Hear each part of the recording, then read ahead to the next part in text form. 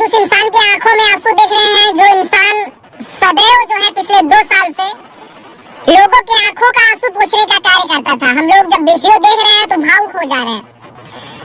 क्या कहें, हमारे भी घर में आग लगी है, चाहकर भी मनीष भैया के साथ हम लोग खड़े नहीं हो पा रहे हैं। बस इतना समझिए कि जो वीडियो और फोटो आ रहा है वो भावुक कर दे रहा है। कसम से बता रहे हैं कि बहुत दिल की इच्छा है और आवाज बने उस इंसान के लिए जो सबकी आवाज बनता था। हम लोग ग्राउंड पर क्यों जाते हैं यार?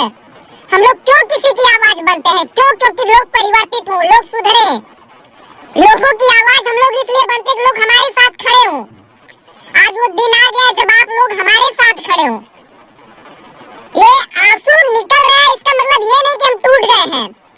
ये आंसू मजबूरी में निकल रहा है, इस सिस्टम के खिलाफ निकल रहा है कि साला हम आजाद होते हुए भी हम आजाद नहीं है। सवाल पूछने पर हम पर FIR कर दिया जाता है। क्यों? मनीष कश्यप, रवि भट्ट, जितने भी लोग हैं वो चाहे तो बैठकर ग्राउंड पर ना जाकर स्टूडियो में बैठकर यार पत्रकारिता कर सकते थे, लेकिन दुर्भाग्य है कि हम लोग आपकी आवाज उठाने के लिए, आपको महसूस करने के लिए ग्राउंड पर पहुंचते थे और यही कारण है कि उसकी सजा हमको मिल रही है। जरा सोचिए कि आज उस माँ के ऊपर क्या बीत रही होगी जो माँ अपने बेटे के पास बैठी होती थी। घर पर फोन करते हैं तो लगता है यार जैसे हम लोग एलियन है, दूसरे ग्रह से लोग आए, इस तरीके से लोग देखते हैं। आखिर हमारा गुनाह क्या है? मनीष कश्यप का गुनाह क्या है? गरीबों की आवाज उठाना गुनाह है क्या? बिहार की तरक्की की बात करना, बिहार के लोगों की बात करना गुनाह है क्या? और अगर ये गुनाह है सर, तो बिहार का हर एक युवा जो है इस गुनाह को कबूल करेगा, हमें जहां तक उम्मीद है, क्योंकि सब युवा चाहता है कि बिहार आगे बढ़े। एक इंसान का, एक समाज के प्रति जागरूक इंसान का, समाज के लिए आवाज उठाने वाले इंसान का मुंह बांधकर आप लोग इस तरीके से ट्रीट करते हैं जैसे वो एक आतंकवादी हो।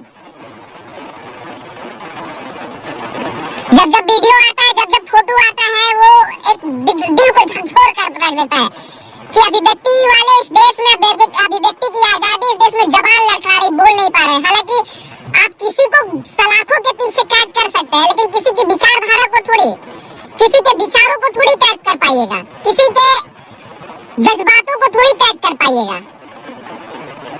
जो इंसान सबके लिए आवाज उठाता था, आज वो इंसान भावुक हो गया है। 2 लोग उसे दबोच कर बैठे हैं। ऐसे लग रहा है जैसे वो कहीं किसी का कत्ल कर दिया हो, किसी का मर्डर कर दिया हो। जब से मैं पैदा हुआ हूँ इस देश में, माफ कीजिएगा इस बिहार में, इतनी जल्दी कानूनी प्रक्रिया और इतनी जल्दी मतलब कार्रवाई होते मैंने नहीं देखा है। पता नहीं क्या किसको गलत लग गया। हमको तो यही लगता है कि अब सरकारें अपने खिलाफ सवाल पूछना चाहती नहीं, मतलब सुनना ही नहीं चाहती कि हमसे कोई सवाल पूछे, हमसे कोई सवाल करे या हम उसका जवाब दें।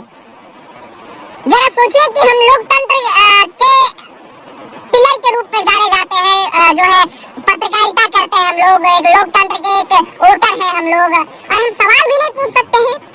और सवाल पूछने पर इस तरीके का ट्रीटमेंट, आखिर सोचिए हम किस गर्त में जा रहे हैं। अब वो समय आ गया है जब आप लोग हम लोगों के